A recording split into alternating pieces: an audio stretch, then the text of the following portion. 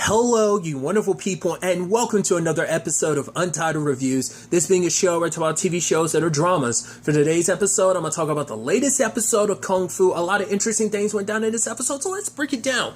Well, first and foremost, I love that this is a situation where Nikki's obviously kind of hit a wall, her and Henry, when it comes to figuring out where the forge is. Even with, with the map and everything, they still aren't able to find it, so Henry's going to continue working on that while Nikki's got to deal with, obviously, Althea's wedding is like literally next week. So she comes back to the house and it's like Althea stressing out because their grandmother is going to show up and she's apparently very critical, which I guess it's like, right, kind of see where their mom comes, kind of gets it from as well. I mean, it's like having a critical mother like that kind of led to her kind of being a bit of a critical mom. So it kind of got passed down.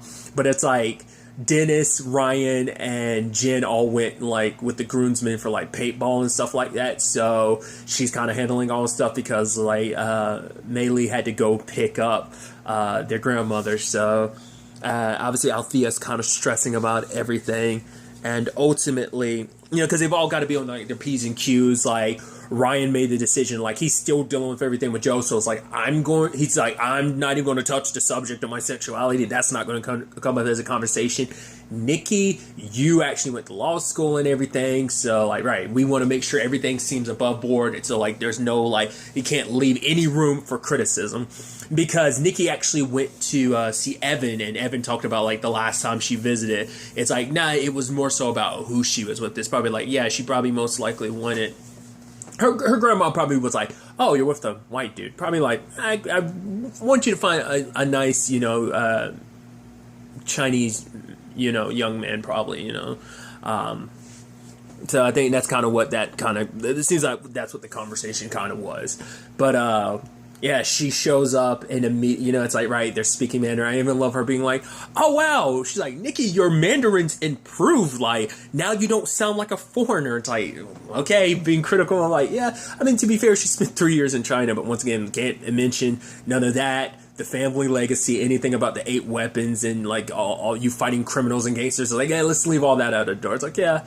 Because Nikki also wants to ask her grandmother, because it's like, right, like, Mei Shi was a warrior and, had the sword and everything. So, like, she might have some answers to all of this. But, everyone's, like I said, on their P's and Q's. I love, like, the boys coming in. Dennis had, like, torn a, like, tendon or something like that. But he's like, nah, I should be able to walk by the way. And Althea's like, should? And it's just like, but then he starts speaking Mandarin. It's like, oh, I thought he could only speak Cantonese. He's like, no, I learned it so I could talk to you. And she's immediately hitting it off with Dennis. And I love Jen's kind of like, oh, I guess we worried about nothing. This isn't as bad as we thought it was going to be. And then Mei Li gives him like the death stare. He's like, I'm gonna go upstairs and change. I'm like, I love that. It's such a cute moment. But Althea puts on her dress and everything, and it's like, oh, she looks beautiful. It's this moment, the music plays and everything, and then it just hard cut to no. Then the music changes. She goes up there, she starts ripping the dress up, and Althea's like, the dress was perfect, and I worked with a designer to make it happen. It's just, so everything didn't kind of work out on that front. But then Nikki ultimately, getting like her grandma's like pills or something, because she's like, yeah, I need antacid. Or like, oh, Mei Ling, like, your food is too spicy, it upsets me. So it's just like, once again, just thanks, okay mom, kind of like a sure thing mom, like, you're being so critical of me, but okay. But ultimately Nikki ended up finding a picture of her with the sword. So it's like, right, like Popo was she was a warrior, so it's like it makes sense, like, so at least she knows more about this than she kind of lets on. Which even Ryan's like, really, I can't see Popo as like a warrior. And it's like, well, Nikki's like, to be fair, it was like 50 years ago, but it's like, I mean, is it that much of a surprise to me? Look at all the secrets we've recently learned about our family. And so obviously they're sitting around eating, and it's like the whole thing of like, oh, so Althea's getting married, who's going to be the next one getting married? And Nikki and Ryan are just down like looking down like, And it's like, Nikki, how's law school? It's like, oh yeah, this and that. Ryan, are you gonna? You need to find a woman and everything. It's like, oh yeah, you know. But then like Nikki got tired of the lies and it comes from a perspective of in the situation of like she's learned that so much of her life has been built off a lie. Like our family was torn apart by lies, and like she was like, I'm done with that. Like because now that everything's out in the open, all across the board, there is truth all around. Granted, I still don't think Jen or Mei Lee know anything about Althea's situation. We cause they haven't really touched on that. Like, I don't know if that's something that's really going to get covered, like in this season or anything. That might be like a future thing, maybe. But it's like truth has actually brought their family closer together. They're closer than they've ever been. Like, you know. And so for her, it's like I don't want to lie anymore. And she's like, right, I see this photo, and obviously. Their grandmother's upset, but Mei Lee like talks to her, and it's like kind of like, you know, a mother that just lets her daughter walk away out of her life. It's like I wonder where I got that from, because the same thing happened with Mei Shi. Like she like walked away, and like their mother never really, you know. And it's like, you know, sadly Mei Lee kind of repeated that history with Nikki. But she's like, honestly, like Nikki's a warrior, and I couldn't be more proud of who she is. So no more hiding the truth, Mama. Like, you know what's going on. Like, she deserves to know the truth. And so we end up finding out that this is all destiny, because like Nikki finding her way to Pei Ling isn't just some coincidence, because it turns out that Feng Su is the other woman in the picture with Nikki's grandmother, and it turns out that lady, Feng Su, was Jilan and Pei Ling's mom. And you're like, oh snap! So this, like, your families have always been connected, which is so interesting considering now like Nikki and Jilan are opposite sides of all of this. Even though like Nikki and Pei Ling, like, you know, their lives are so interwoven. Like this was meant to be. It's like Pei Ling, like when she met Nikki, did she know? Probably not, but it probably was just a thing of like, right, I just found this girl, and then maybe not till later on she found out who Nikki was, or maybe she did know.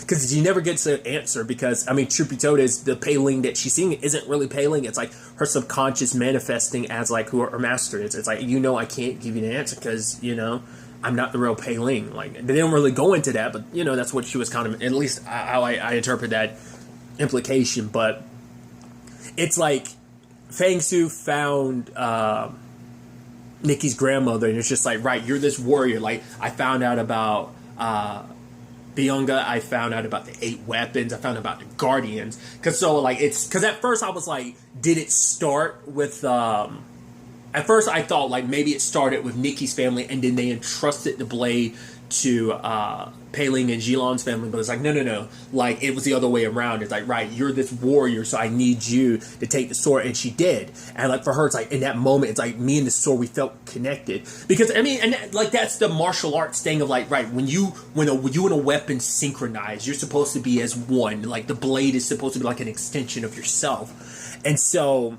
for Nikki's grandmother, it's like she felt it, and like, you know, it felt like, you know, the moment she was in battle with the blade, because there were plenty of thieves coming, and for her it's like, really, can you believe like all this being told to me? Like, how crazy it sounds. But for Nikki, it's like, not that crazy considering my life kind of played out in a similar fashion. But her grandmother like defended and fought with the blade, but she felt like it wasn't just me controlling a blade. It felt like the blade had just as much control over me, and that power, it scared me. And so she gave the blade back to Feng Su, and that's why that's why their family still had it. And it's like, she was so scared of that power that could like so easily corrupt her. Like, that power is terrifying.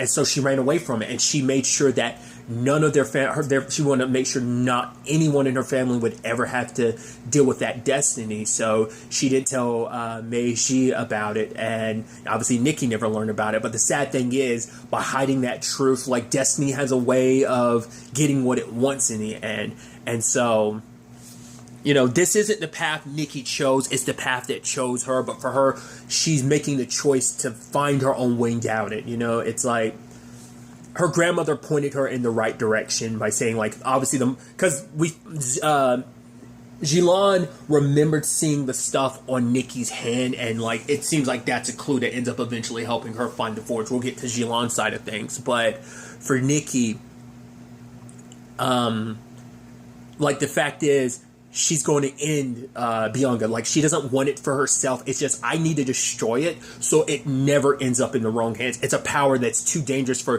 Jilan. Already got the 8 weapons. She's potentially on her way to the forge. I can't let her out of anyone have this power, but I definitely can't let anyone have this power. So her plan is like not to acquire it for herself, but to destroy it. You know, and so it shows you the path of the warrior, the path of the hero that she's taking. And so it comes down to, you know, the decision of she has to leave. She doesn't want to miss Althea's wedding. She wants to be there for her family. But this is what she needs to do, especially like knowing where the forge is now because of the the locations on her hand are like 7 great battles, and Henry mapped them out, and it matches Simon's tattoo. So the constellation. So it's like, right, we were looking for the stars. We should have been looking on an actual map on the ground, and so. It turns out the 8th point in the Simon's tattoo was the monastery. Of course, this is where Nikki's journey truly began, and interestingly enough, this saga, this aspect, this part of her journey, this chapter in her story is going to close there. Interestingly enough, and I think that's so fascinating. Like, it all comes full circle because that's where she met Pei Ling, and obviously these two families got reunited in that regard. You know, so. But Althea realizes, like, right, this is a choice, like, you do have a choice, and I realize that this is what you have to do. And she tells the family, like, none of them want her to go because how dangerous it is, but for her, it's like, I have to do this. I have to be the one. This is my destiny, you know? And she has to leave tonight. But, you know, at the end of the day, she has her family support because, like, for her, it's like, I have to do this because I have to break our family's curse. Like, all these lies, these secrets, like, Popo, you ran away from everything, and then, like, you know, Meiji went into hiding, and Mama, like, your lies nearly tore this family apart, so it's like, I gotta break the cycle of this. Like, I'm gonna take this destiny by the horns, and I'm going to do what's necessary. I'm gonna do this. I'm gonna make sure that this is a destiny, that this isn't a curse that kind of, like, you know, because, like, the constant running and just kind of, like, not taking this on head first, has led to so much, you know? Because I also, like, you know, Mei Li had to tell her mom, like, yeah, like, Mei-Shi's gone. Like, you know, Nikki found her resting place. And part of me, at first I was wondering, like, because it's been a long time. I was about to say, like, because part of me was like, do you think Pei Ling is the one who buried Mei-Shi? Because we never found out. Like, that might run deeper, especially knowing how deep this family's connections go. She might be the person that buried, because we still never got an answer to that. Because I was about to say, like, not unless it was like Feng Su, but I'm like, I don't see that, because we found out, like, she died like years ago, because she died when, like, Jilan, like, giving birth to Jilan. So it's like, yeah, she's been going for a while. So I don't, like, Meiji's only, like, died in a more, like, because once again, like, that dude that, like, cared for her only, like, hadn't seen her in, like, 4 years, and that still would have been in a time, obviously, when Pei Ling was still alive, obviously. So that would have been a while before she even met Nikki, a while before she even, like, re-met up with Jilan, like, because she met up with Jilan again, like, 2 years ago at the, you know, present time. So I don't know, that's what I'm thinking, and maybe we'll get something with that. But Nikki has to make the choice of, you know, Henry's packed and ready to go, but she doesn't want him to go. It's like, after not being able to protect Simon,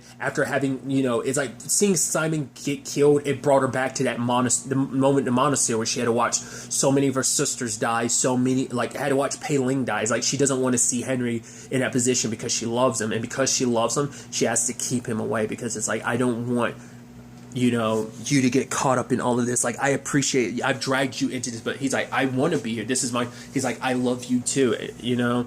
And you want me to just stay here and just worry, like, not knowing what's happening and what you're going through there at the monastery. But, you know, Nikki's like, this is the choice I made. This is, you know, and talking to Pei Ling about, like, you know, I have to do this alone. But Pei Ling's like, right, links in a chain are stronger, because this whole journey has been about like fixing the issues between her and her family. It's like those bonds, they're important. They make you strong. Like the difference between her and Jilan is at the end of the day, Jilan has no one. But what makes you strong is the fact is you have those bonds. You have people you can come back to. You have people you are fighting for. You're not just fighting for yourself. And interestingly enough, that in itself separates her from Jilan in that regard. But, you know, Pei Ling is like, you know, the Nikki Shen I know has never been one to kind of go down the path of what destiny wants for. So it's like, what do you want? You have to make that decision. So Nikki decides to bring Henry along, and he's like, you know, they're, you know, it's like, right, like going things along has never worked out for her. So there's also this situation with I'm like Evan. Jeez, I was blinking for a second. He was looking into files about the Tans and stuff like that because they found out about Kerwin and everything, and obviously like his dad Russell and just like their connections to everything, which we'll get to in a second with Jilan's side of things. But with obviously because anytime now, because he's not in a good place with his boss, anytime he's looking through some files, it kind of has to go through his boss. But the lady's like, no, you know what? Yeah, I'm going to have to pick those up like tomorrow. Sadly, they'll just be sitting on her desk till then. It's like, oh, like that nice looking out, you know? It's like, because she knows that Evan's trying to do the right thing. So part of me wonders, are we going to find out there's a connection there? Because it seems like the Tans connections run deep. Like Russell in particular has got his fingers in a lot of different pots. So that's kind of what they're setting up. So I'm wondering, like, maybe there's going to end up being some connection between... Probably not. It's just like her being like, oh, I'm going to look into anything that Evan's looking into. But I think we're going to find out, like, no, like, Russell has some connection, or at the very least is going to have some connection to Evan's boss. But we'll see. Because he's taking photos and stuff like that. So we're kind of setting the stage for the Tans, I think, being, like, the next, like, main antagonist of all of this, because some revelations happened on like the Jilan side of things, which we'll get to that. I think that kind of showcases from the beginning, like that, yeah, she cares about Kerwin, but this mission, Bianca and the 8 weapons was more important, because like he's like, oh, let's come to bed and stuff like that. She's like, no, I got to focus on this, kind of ignoring his advances because like, right, I have work to do.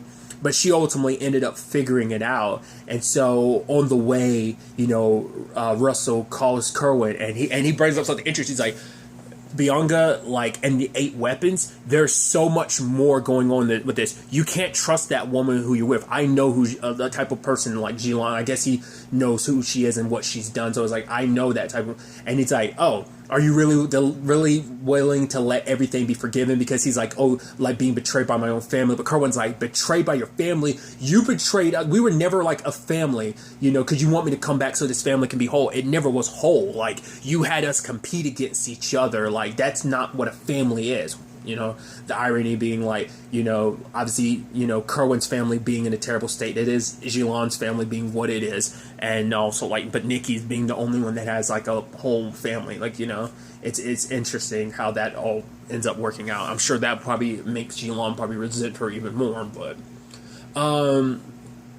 regardless, because of all of that, him saying like this is more than that, like maybe the Tans have a deeper connection to all of this as well, who knows.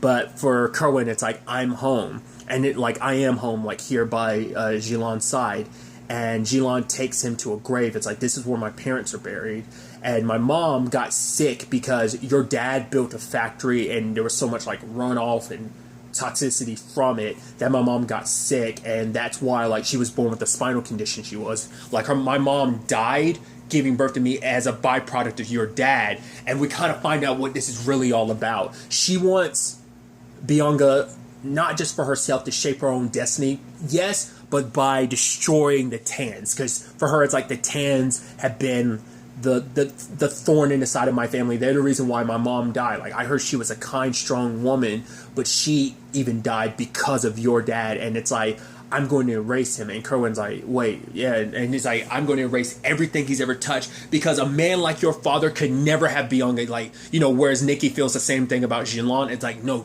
Russell Tan is too powerful. He's already got his, like I said, finger in like AI development and stuff like that. Like, he's already like on the forefront of like his business is connected to so much that it's like that man's already too powerful. You let him get Bianca, like there's no. So for her sacrifice that she has to make is killing Kerwin. He's like, no, like he loves her and she loves him. It's like falling in love with you was never part of the plan. It was a mistake, but I can never trust you because essentially you are your father's son. Essentially, because I can't trust anything related to the Tans and that's the sad thing. Like, would Kerwin have ever betrayed her? No, he killed a friend for her sake because he believed in her, because he cared about her. But I guess she saw the hesitation in his eyes where it's like, right, we're going up against your family. Like, I'm going to destroy your entire family. You might feel that way about your dad, but what about your siblings? That'll be a whole conversation in itself. So it's probably a thing of you probably won't be too happy about that. So eventually, it's also that aspect of like she's lived her life only trusting herself, always being so distrustful of people. It's sad that we don't know who Jilan would have been if she hadn't grown up under the circumstances she did. Her sister accidentally killing her dad, her mom dying, giving birth to her. Like all of that's going to cause some psychological issues and make her grow up the way she has, like very hardened and cold. And it's like you killed the one person in the world who like you had left that loved you. Like you don't have you have your uncle, but that's about it. Like you don't have. But even then, it's like you kind of cast that relationship to the side because you found out him and Pei Ling were in contact the entire time. So it's like she has no one kind of in this world. She's all alone, whereas Nikki kind of has Henry, which that could be where they set that up, where it's just kind of like Jilan wants her to be just as broken and as alone as she is, but like Nikki is stronger because she has these bonds, she's repaired, because that's the thing of like Jilan never wanted to try and if she had repaired things with Pei Ling, who knows how things would have been. But it's like for Nikki, she was able to do what Jilan couldn't, and that's like kind of let go of the past and embrace her destiny and find her path forward. Where it's like it's just sad to know things are kind of where they are for Jilan, and I don't know, maybe Kerwin would have betrayed her eventually, but I don't think he would have, It's kind of interesting, without spoilers, it's just interesting timing for a lot of there's love between us, but, I'm still going to betray you. There's been quite a bit of that lately, and I'll leave it at that. But, not trying to spoil anything else, but it's just interesting. But yeah, obviously she makes her way back to the monastery just as Nikki does. Luckily, the monastery has been restored. The warriors there have all been working on that. And, Nikki's back with, this other family she built. It's like friends being like, oh my God, Nikki, you're back. And it turns out because of the fire, it revealed the door towards the forge. And there's all these markings. And at first I was like, are the weapons themselves keys? Because the way the conversation went down with Jilan, it was basically explaining that. Because the understanding is Bianca is Bianca is only one person can have it, but the understanding that at least Jilan was kind of having is that the weapons get recharged, and it did seem like by the conversation that it is going to forge into one weapon, but I don't know. Because I'm like, how does one person wield all 8 weapons? You'd have to be you'd have to pull a Noctis in that regard. But I'm like, yeah, they have to all forge into one weapon. Like I said, maybe a sword, I'd assume. Like I said, not unless they just all melt down and form into the sword, the main sword that started all of this. But obviously Jilan shows up and she says oh, I came for you. I came for Bianca. I'm like, so does Nikki herself, maybe something connected in her bloodline, make her maybe a necessary ingredient to because once again her popo was when I took the sword, it felt like an extension of me. So it's almost kind of like their birthright to an extent. Bianca, it seems like it might be something that's for their bloodline, But, it's right, here they are facing off against each other despite the ties and bonds that connect their families over the thousands of years, between Jilan's family and Nikki. And here they are kind of the successors of their respective destiny / bloodlines for different reasons. Jilan kind of carved a path of death and blood to get here. Nikki didn't. So I think that's, so the hero and villain paths being, parallels to each other like that is always interesting. So next week's episode is the season finale, so I'm really excited to see ultimately how this all wraps up, how this all comes to an end, because especially with Ajilan being like, oh, I have so much to talk to you about, but even she's ignorant to like whatever it is that Russell 10 knows. So like I think Ajilan's the main antagonist now, but I think this is just the tip of the iceberg, because it seems like there's something beyond what necessarily. We'll have to wait and see. I'm sure the season finale will go over that, but yeah. Till the next time we meet, be happy, be safe, live life to the fullest, and enjoy it. Good day and good